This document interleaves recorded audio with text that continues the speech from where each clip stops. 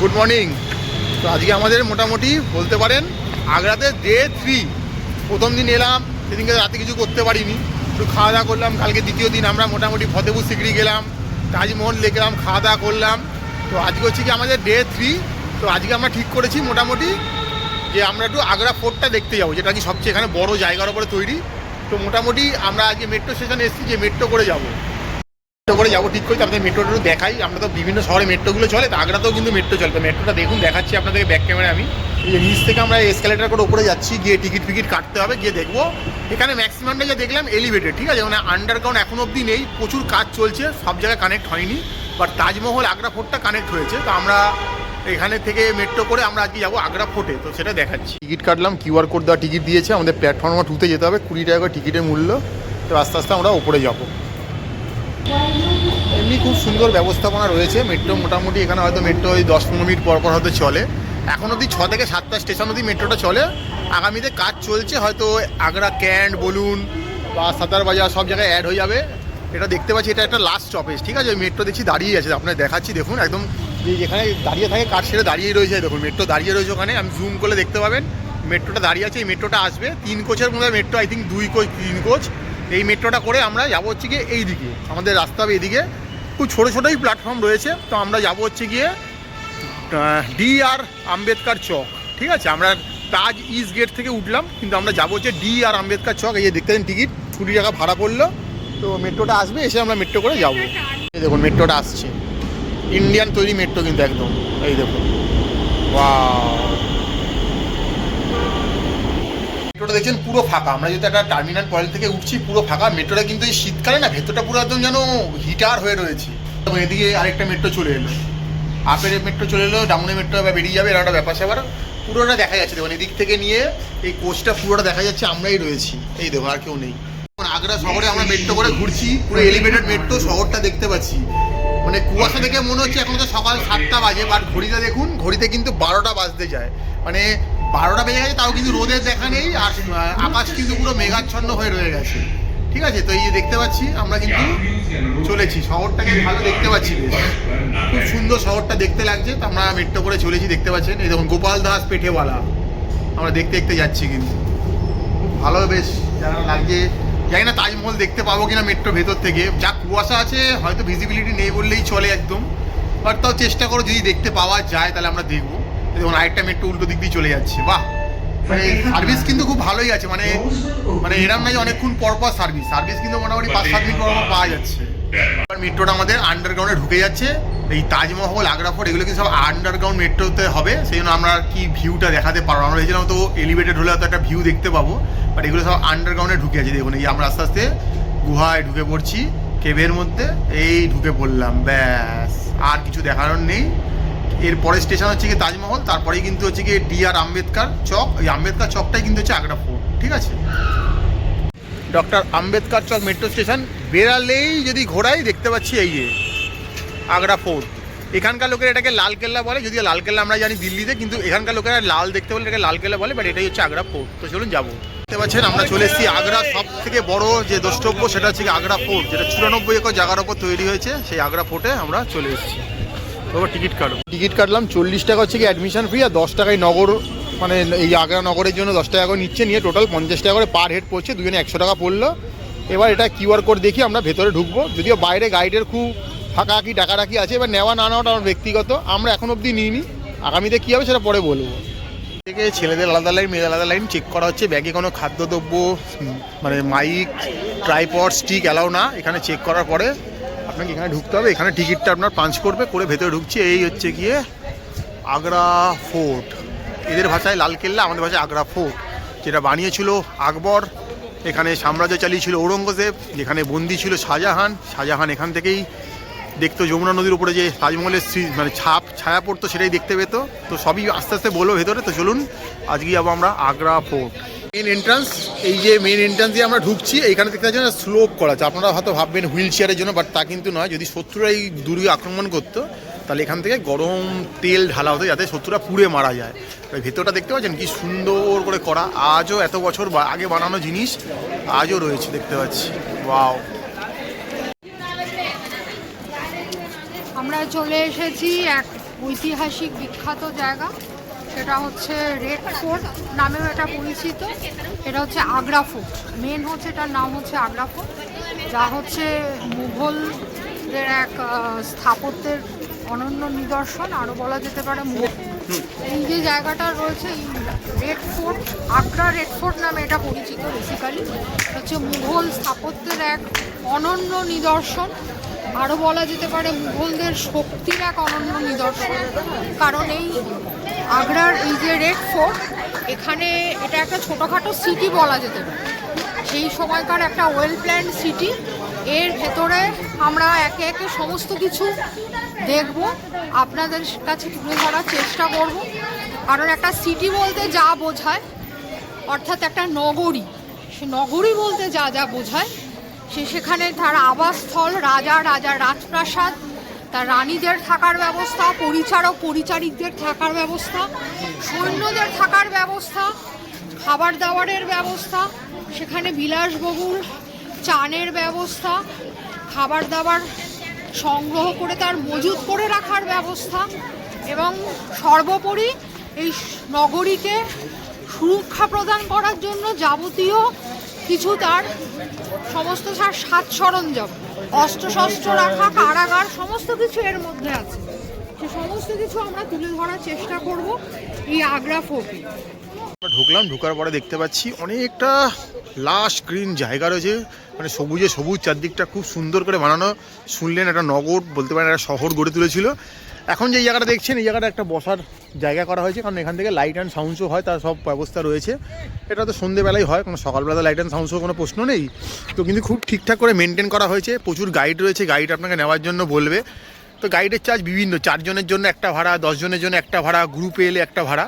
তো আপনার লাগলে আপনারা নেবেন, আমরা খুব একটা নিচ্ছি না। তো মোটামুটি ঘুরে ঘুরে দেখার চেষ্টা করছি। অনেকটা জায়গা জুড়ে রয়েছে সব কিছু, বিশাল বড় জায়গা, 94 একর জায়গা। মানে এটা দেখতে গেলে মোটামুটি 2.5 থেকে 3 ঘন্টা হাতে নিয়ে আসবেন, আধ ঘন্টায় দেখে নেবেন, এরকম একটা ভাবনা চিন্তা রাখবেন না। প্রচুর লোক এসছে। এখন মোটামুটি দুপুর 12:30 বাজে, তাতেও কিন্তু দেখছেন চারদিক কুয়াশাচ্ছন্ন। মানে দেখে হয়তো মনে হচ্ছে সকাল 7টা বাজে, বাট এখন কিন্তু ঘড়িতে 12:30 বাজে। মানে এতটাই ঠান্ডা এখানে প্রকোপ রয়েছে। তো বাকিটা আবার ম্যাডাম কিছু বলবে, দেখি কি বলে ম্যাডাম, কি বলছে এবার এটা নিয়ে। প্রথম এটা 1526 অর্থাৎ 1526-এ বাবরের সাথে যখন ইব্রাহিম লোদির যে যুদ্ধ হয়, পানিপথের যে যুদ্ধ হয়, সেইখানে ইব্রাহিম লোদির বাসস্থানটি তিনি কবজা করেন। আচ্ছা। এরপরে ইব্রাহিম লোদিকে পরাজিত করার পর ইব্রাহিম লোদির যে বাসস্থানটি, সেই বাসস্থানটি বাবর ক্যাপচার করলেন। ক্যাপচার করে নেওয়ার পর এখানে তিনি তার রাজত্ব, তার থাকা, সমস্ত কিছু করতে থাকেন। এরপরে 1530-তে হুমায়ুনের রাজ্যাভিষেক এইখানে হচ্ছে। তারপরে 1540-তে তারপরে সেই সময় বাবর এই জায়গাটা মুঘলদের হাত থেকে বেরিয়ে চলে যায়। 1540-তে শের শাহের সাথে বিলগ্রামের যুদ্ধে সেই সময় এই যে জায়গাটা পুরো এদের মুঘলদের কাছ থেকে বেরিয়ে চলে যায়। তারপরে 1555 অবধি এটা সুরিদের আন্ডারে। পরবর্তীকালে এটা হুমায়ুন আবার অ্যারাউন্ড 1556 নাগাদ হুমায়ুন আবার এটাকে ক্যাপচার করে। ততদিন হুমায়ুন প্রায় ম্যাচিওর, ক্যাপচার করে। তারপরে মুঘলদের আমলে হুমায়ুনের পরবর্তী যে শাসক আমরা সবাই জানি, আকবর যিনি ছিলেন, তিনি এই টোটাল এই যে এই আগ্রা যে ফোর্টটাকে, এটাকে উনি ওনার ক্যাপিটাল তৈরি করেন। এবং এই যে ক্যাপিটালটা মানে দিল্লি থেকে উনি শিফট করিয়ে এখানে নিয়ে আসেন, এই ক্যাপিটাল এটাকে তৈরি করেন এবং এটার আমূল সংস্কার করেন। এই যে আজকের দিনে যে এখানে এই যে আমরা যে বিভিন্ন জিনিসগুলো দেখবো, যে দেওয়ানি আম, দেওয়ানি খাস, যোধাবাইয়ের একটা আলাদা মহল, তারপরে এখানে আলাদা সৈন্যদের থাকার ব্যবস্থা, রাজকীয় দরবার বা খানসামা যাকে বলে, যে বিভিন্ন যে জায়গাগুলো যেগুলো দেখবো, সৈন্যদের থাকার ব্যবস্থা, এই যে সমস্ত কিছু ডেভেলপমেন্টগুলো, এগুলো কিন্তু হয়েছিল আকবরের আমলে। তাই জন্য অনেকেই এটা বলে যে এই আগ্রা ফোর্টটা বিল্ড বাই আকবর, কিন্তু অ্যাকচুয়ালি না। অ্যাকচুয়ালি এটা ইব্রাহিম লোদির বাসস্থান ছিল, যেটাকে মুঘলদের সাথে যুদ্ধে, ওই যে যেটা বললাম যে পানিপথের যুদ্ধে 1526-এ বাবর এই জায়গাটাকে ক্যাপচার করেছিল। তারপরে এই জায়গাটাকে উনি আসতে ডেভেলপ করে শুরু করে তারপরে আস্তে আস্তে মুঘলরা ডেভেলপ করতে করতে আকবরের সময় সব থেকে বেস্ট ডেভেলপমেন্ট হয়েছিল এবং আরও ডেভেলপমেন্ট হয়েছিল শাহজাহান। বাউলি বা দিওয়ানি আম এখানে আর কি, এটা একটা কুয়ো রয়েছে, ঠিক আছে। এই যে এখানে যে আম জনতা যারা আসতো আর কি এই শহরের ভেতরে, তাদের যে জল খাওয়ার যে ব্যবস্থা সেটা ছিল এইটা। এখন ঢাকা দেওয়া রয়েছে, কতটা দেখাতে যাই না, নিচে কিন্তু জল রয়েছে দেখা যাচ্ছে। হ্যাঁ, তো এটা এখন ঢাকা দেওয়া রয়েছে। এটা একটা কুয়ো বলতে পারেন, বিশাল বড়, বুঝতেই পারছেন সেই সময়কার আমাদের বাড়ির ছোটো পাতকুয়োর মতো নয়, একটা বড় কুয়ো রয়েছে। এখান থেকে যে জলটা, সেই জলটা পানীয় জল সরবরাহ হতো, সেটা এখানে রয়েছে। আর সামনেই দেখতে পাচ্ছি দিওয়ানি আম, অর্থাৎ এখানে আম জনতারা সব যে দরবারে আসতো রাজার কাছে কিছু আবেদন জানাতে, নিবেদন জানাতে, সেটার জায়গাটা হচ্ছে ওই দিওয়ানি আম। ওদিকেও আমরা যাবো, পুরোটাই ঘুরে দেখবো, অনেকটা সময় লাগবে, চলুন আস্তে আস্তে দেখাবো, সামনে যাই ওদিকে। এটা দেখতে পাচ্ছেন, এটা দেখে কি মনে হচ্ছে জানি না, তো এটা কিন্তু হচ্ছে একটা কবরস্থান আর কি। তো বলতে পারি যে এখন প্রথমে তো মুঘল ছিল, তারপরে বলতে পারেন আমাদের শিবাজি বংশ বলুন, আপনাদের চোল বলুন, অনেক বংশ কিন্তু এখানে এসছে, এরপর কিন্তু দখল করেছে এখানে। তারপর ব্রিটিশরা যখন আমাদের দেশে 200 বছর রাজত্ব করে, তারাও ছিল। তো এখানে রাসেল বলে একজন ছিল সেই সময়কার, তো তার এখানে একটা কবরস্থান, সে আর কি এই সময় মারা যায়, তো তার কবরস্থান এখানে রয়েছে দেখতে পাচ্ছি আমরা। আর এই হচ্ছে কি সেই দিওয়ানে আম, বিশাল বড় একটা জায়গা, যেখানে ওই মাঝখানটায় উঁচু জায়গাটাতে দেখাবো গিয়ে, চলুন। এ দেখতে পাচ্ছেন জায়গাটা ঘিরে রাখা রয়েছে, তো যা বুঝতে পারা যাচ্ছে কি, এটা কি বোঝা যাচ্ছে?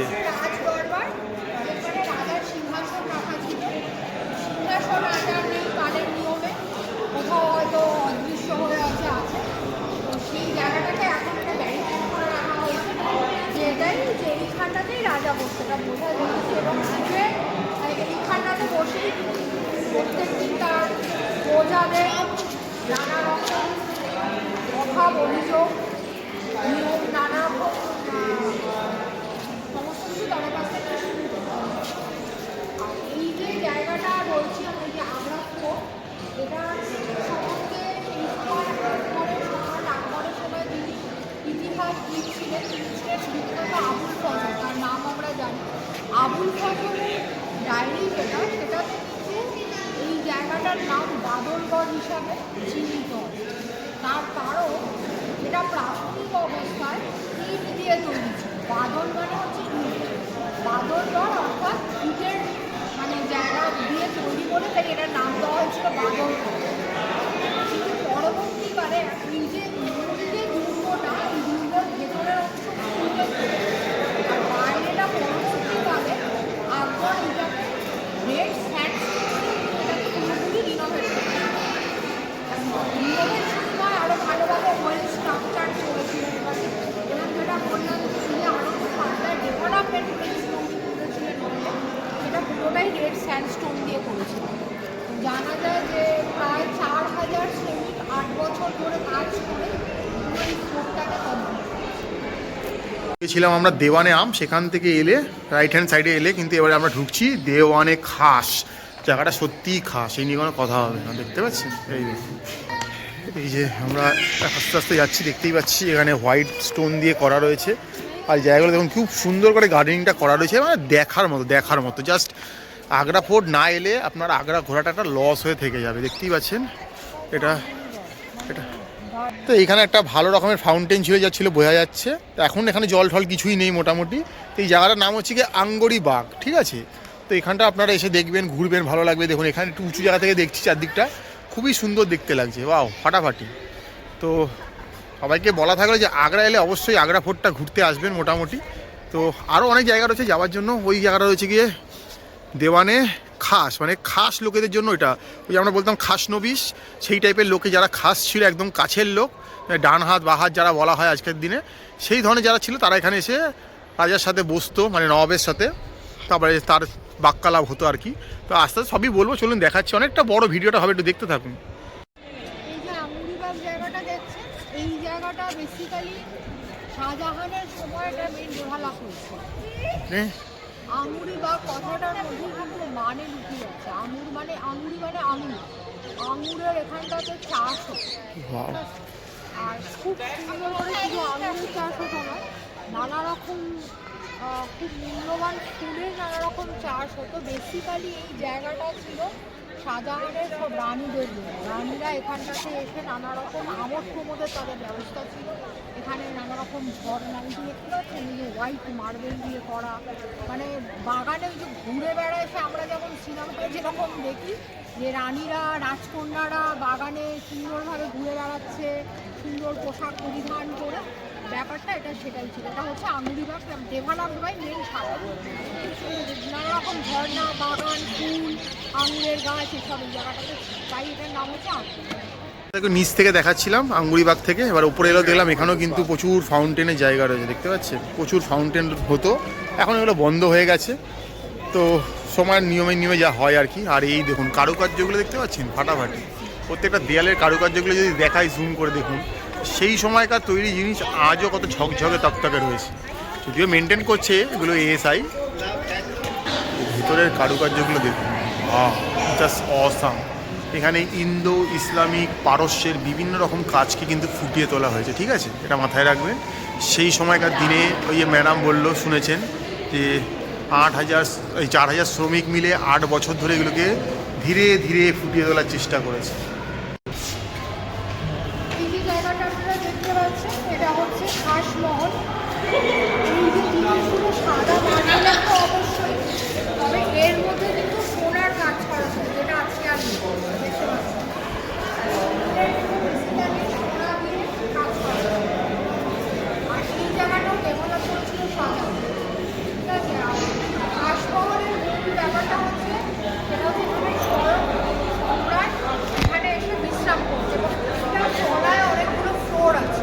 এখন এটা বোধহয় ক্লোজ হয়ে গেছে, যাওয়া যায় না। এর তলায় অনেকগুলো ফ্লোর আছে যেখানে মানে সম্রাট এসে মানে তার বিশ্রামাগার হিসাবে এটা বিবেচিত হতো। এবং এর সাথে আঙ্গুরিবাগ বলে যে গার্ডেনটা যেটা আমরা দেখাচ্ছি তার এটা কানেক্ট, মানে রাজার সাথে রানী সোজাসুজি সংযোগ রক্ষার একটা ব্যবস্থা এই জায়গাটাতে ছিল। রঙিন ব্যাপার স্যাপার।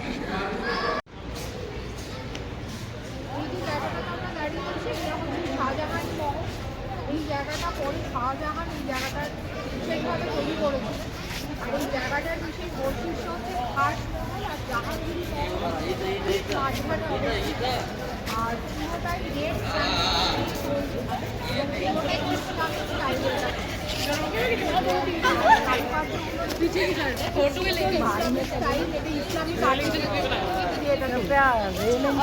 আজও কত সুন্দরভাবে রয়েছে, দেখতে পাওয়া যাচ্ছে, দেখার মতো। জাহাঙ্গীর মহলে ভেতর দিকে ঢুকেছি, কাজগুলো দেখুন জাস্ট ফাটাফাটি বললেও কম বলা হবে।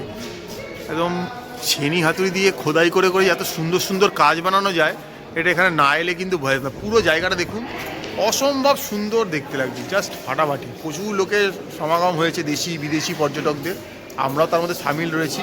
ভেতরটা যদি দেখি দেখুন, প্রচুর সুন্দর সুন্দর কাজ ফুটিয়ে তোলা হয়েছে, মানে এতটাই বড়, এটা দেখতে অনেকটা সময় লাগবে। এই যে দেখুন ঘুরে ঘুরে আমরা দেখছি।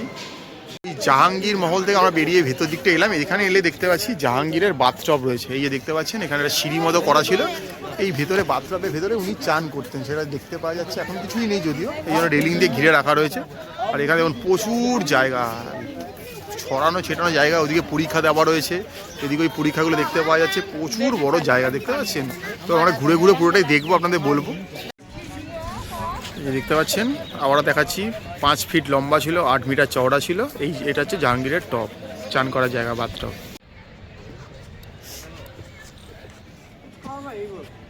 জায়গাটা দেখছেন, এই জায়গাটাতে আমরা যে রয়েছি এটা একটা বিশেষ জায়গা। বেসিক্যালি এই জায়গাটাতে সেই সময়কার সম্রাটদের আমলে আমরা সবাই জানি যে হারেম প্রথার প্রচলন ছিল। তো সেই হারেমদেরকে এখানে রাখা হতো, তো তাদেরকে বেসিক্যালি একটা রেড লাইট এরিয়া, আজকের দিনে আমরা যেটাকে সফিস্টিকেটেড ল্যাঙ্গুয়েজে রেড লাইট এরিয়া বলি, সেই সময় মানে পতিতা পল্লী পাতি কথায় বললে রাজাদের আমন্ত্রণদের জন্য যে বিভিন্ন নারীদের ব্যবহার করা হতো, সেই নারীদের এখানে প্রায় 5,000 নারীদের এখানে থাকার ব্যবস্থা ছিল। এবং সেই নারীদেরকে, সেই সব মহিলাদেরকে আবার তাদেরকে গার্ড দেওয়ার জন্য বিশেষ মহিলা এবং বিশেষ পুরুষ সৈন্যর ব্যবস্থা ছিল। তো এইটা পুরোটাই সেই জায়গাটা। আর পরবর্তীকালে যখন ব্রিটিশরা ইস্ট ইন্ডিয়া কোম্পানি যখন ইন্ডিয়াকে পুরো ক্যাপচার করলো, এবং এই আগ্রা ফোর্টকে যখন ইস্ট ইন্ডিয়া কোম্পানি ক্যাপচার করলো, এই জায়গাটাতেই ইস্ট ইন্ডিয়া কোম্পানি লোয়ার গ্রেডের যারা কর্মচারী যারা ছিল তাদের এখানটাতে যে এইগুলো দেখলে বুঝতে পারবে ভেতরে তাদের এখানে থাকার ব্যবস্থা করে দিয়েছে। এখানে নানা রকম এছাড়া চানের জায়গা, টয়লেট, এইসব বিভিন্ন জিনিস এখানে আছে। তো বুঝতেই পাচ্ছেন আপনাদের কি দেখানোর চেষ্টা করছি আমরা। তো সবাই আর কি যা বোঝেন আমোদ প্রমোদের সব রকম জায়গা নবাবদের এখানে ছিল আর কি, সেই শাহজাদা এদের। তো ভেতরটা এখনও ওদিকটা যেতে দেওয়া হচ্ছে না, অনেকটা ভগ্নপ্রায় হয়েছে, ভেঙে ফেলা হয়েছে। তো ওদিকটা যাওয়ার কোনো সুযোগ আর নেই, মোটামুটি সিকিউরিটি আমাদের যেতে দিচ্ছে না ওপর দিকে। তো এই মোটামুটি তো এখান থেকে আপনারা একটা ভালো ভিউ পেয়ে যাচ্ছেন। বিশাল বড় জায়গা, আবারও বলে দিচ্ছি, অনেকটা লাশ জায়গা আর কি, বিশাল ব্যাপার। তো এই হচ্ছে কি ব্যাপার, প্রত্যেক জায়গায় সিকিউরিটি গার্ড মোতায়েন রয়েছে, বেসরকারি সিকিউরিটি গার্ড, কোনো সরকারি কিছু নেই। এ দেখতে পাচ্ছেন, এই হচ্ছে গিয়ে আমরা দেখছি আগ্রা ফোর্ট বা এদের ভাষায় লাল কেলা। হ্যাঁ, আচ্ছা। তো হামাম বলতে বেসিক্যালি আজকের দিনে আমরা যেটাকে স্পা সিস্টেম বলি, সেই সময়টা এটা হচ্ছে স্পা সিস্টেম ছিল। এটা হচ্ছে তিনতলা বিশিষ্ট এবং একদম উপরের ফ্লোরে 3টে ট্যাঙ্ক আছে। একদম উপরের যে প্রথম যে ট্যাঙ্কটা সেটাতে 27খানা পাইপ আছে, মানে 27টা পাইপ দিয়ে জলকে পুরো ফ্লো করে পরপর সেরকমভাবে সিস্টেমটাই করা ছিল। একটার থেকে জল আরেকটার থেকে আরেকটাতে পাস করবে। তো এই হামাম সিস্টেমটা এরকমভাবে তখনকার দিনে তৈরি করা ছিল। তো বললাম 27টা পাইপ দিয়ে প্রথম ট্যাঙ্কটা, তারপরেরগুলোর সাথে পরপর অ্যাটাচ করে। এবং এই সিস্টেমটা যেটা ছিল, এই যে টেকনিকটাকে যেটা ইউজ করা হয়েছিল, এটা পার্সিয়ান টেকনিক ইউজ করা হয়েছিল হামামটা। আমরা রয়েছি এখন একটা জাহানারা মহলে, যেটা কি শাহজাহানের আরেক মেয়ের নাম। তো এইখান থেকে কিন্তু তাজমহল দেখতে পাওয়া যায়, কারণ সামনে রয়েছে যমুনা নদী, কিন্তু এতটাই কুয়াশা বা ডেনসিটি রয়েছে যে আমরা কিছু দেখতে পাচ্ছি না। যদি জুম করি ক্যামেরা তো বোধহয় আসছে না, এই জায়গাটা করে আর কি রয়েছে, মানে এক্স্যাক্ট দেখাতে পাচ্ছি না। এখানে কিন্তু হালকা কিন্তু তাজমহলটা দেখতে পাওয়া যায়, বাট এতটাই কুয়াশা রয়েছে, দেখতে খালি চোখে কিছুটা বুঝতে পারছি, কিন্তু কুয়াশা আমি কিছুই আপনাদের দেখাতে পারছি না। এখানটা কিন্তু রয়েছে তাজমহলটা, যেটা এই আগ্রা ফোর্ট থেকে দেখতে পাওয়া যায়। তো এটা কি আমরা দেখছি এখন?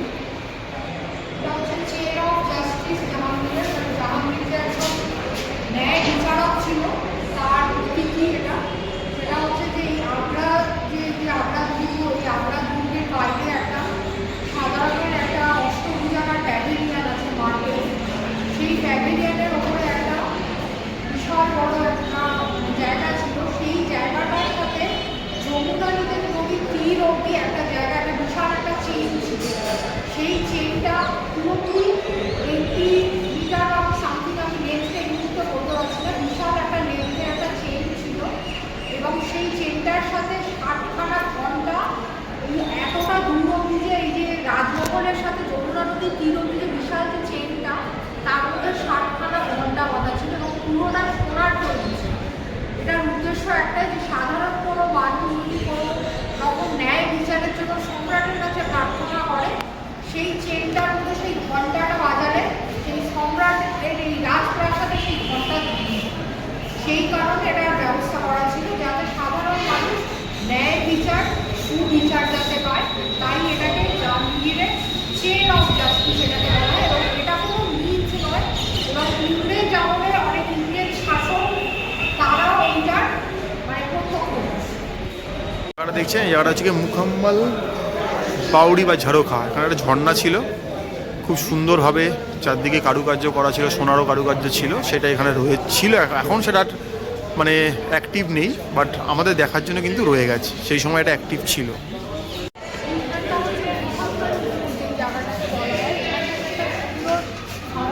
ব্যবস্থা ছিল বেসিক্যালি এইখানটা দিয়ে স্টানিং খুব মানে যমুনা নদীটাকে দেখা যেত। তো এই জায়গাটা মানে বেসিক্যালি শাহজাহান এখানটা থেকে মুমতাজের সাথে নানা রকম মানে তাকে মনে করতো বা তার সাথে নানা রকম আদান প্রদান, ভাবের আদান প্রদান করতো। বাট শাহজাহানের শেষ জীবনটা ঠিক এই জায়গাটা ছিল। এইখানটাতে শাহজাহান বন্দী ছিলেন, এবং যেহেতু শাহজাহান বন্দী ছিলেন, তাই জন্য তিনি তাজমহলে তার মুমতাজ বেগমের সমাধিস্থলে যেহেতু যেতে পারতেন না, তাই জন্য এইখান থেকে তিনি যমুনার ওপরে তাজমহলের যে প্রতিবিম্বটা পড়তো সেইটা, এবং তাজমহলকে দেখেই তিনি তার প্রাণের যে বেগম মুমতাজকে স্মরণ। আপনারা দেখছেন এটা হচ্ছে গিয়ে মীরা মসজিদ।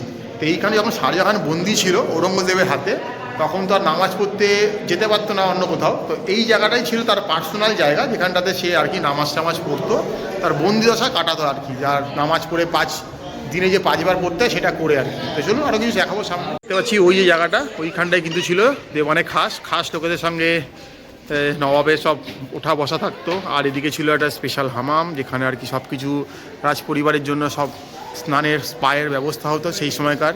তো প্রচুর জায়গা ছিল এখানে থাকার জন্য, মানে অতিথিশালা বলতে পারে, এখানে অতিথিরা সব থাকতো এসে আর কি। তো আজ এখনও এগুলো সব রয়েছে, বিশাল বড় জায়গা দেখতে পাচ্ছেন, খুব মেনটেন করা। তো চলুন আরও কিছু ঘুরে ঘুরে দেখাবো আপনাদের। তো এইখানে একটা জায়গা রয়েছে, ভেতরে মসজিদ রয়েছে। এই মসজিদটা ছিল হারেমদের জন্য, তারা আর কি নামাজ, যেখানে নবাব নামাজ পড়ে, যেখানে তো সবাই যেতে পারবে না, তো হারেমটা ছিল একটা পিছিয়ে পড়া গোষ্ঠী বা পতিতাপল্লী, তো সেই তাদের জন্য কিন্তু এখানে একটা মসজিদ করা ছিল ভেতরে, হোয়াইট স্যান্ডের একদম পুরো। এটা হচ্ছে শীষমহল, এইখানে যে কাজগুলো লাগানো আছে এগুলো সব সিরিয়া থেকে আনা হয়েছিল, ঠিক আছে। তো এই শীষমহল এখন বন্ধ, ভেতরে ঢুকতে দেওয়া হচ্ছে না আমাদের। তো বাইরে থেকে যেরকম দেখাচ্ছি, এটাও একটা বেশ দ্রষ্টব্য জায়গা ছিল। তো এইটা যা মেনশন করা হচ্ছে যে শাহজাহানই বানিয়েছিল মুমতাজের জন্য সিরিয়া থেকে গাছ এনে, মানে কাঁচ এনে বানানো হয়েছিল। দেখতে পাচ্ছেন শীষমহল। এটা রয়েছে আপনার প্রিন্সেসটা, এটার নাম হচ্ছে রোশনা। রোশনারা ছিল শাহজাহানের খুব প্রিয় এক কন্যা, যে বেসিক্যালি এটাকে তার প্রাইভেট চেম্বার হিসাবে ধরা হয়। এখানে রোশনারা থাকতো। আর এই যে স্টাইলগুলো দেখতে পাচ্ছি, এটা হচ্ছে বেসিক্যালি পার্সি আর ইসলামিক স্টাইলে এই জায়গাটাকে তুলে ধরছে। ওই দিকটাতে গেলে যে জায়গাটা ব্যালকনিটা, মানে আমরা বলছি দেখতে পাচ্ছি, ওই দিকটাতে হচ্ছে যমুনা নদী, খুব সুন্দর ওইখানটা থেকে দারুণ দৃশ্য দেখা যায়। এই যে জায়গাটাতে আমরা দাঁড়িয়ে আছি, এটা হচ্ছে শাহজাহানি মহল। এটা হচ্ছে বেসিক্যালি ডেভেলপ বাই পরবর্তীকালে শাহজাহানি মহল আর জাহাঙ্গীর মহলের ঠিক মাঝখানে এটা অবস্থিত। এটা হচ্ছে শাহজাহানি মহল, আর এটা হচ্ছে ইন্দো ইসলামিক স্টাইলে তৈরি, পুরোটাই রেড স্যান্ডস্টোনে তৈরি, একদম পুরোটাই রেড স্যান্ড।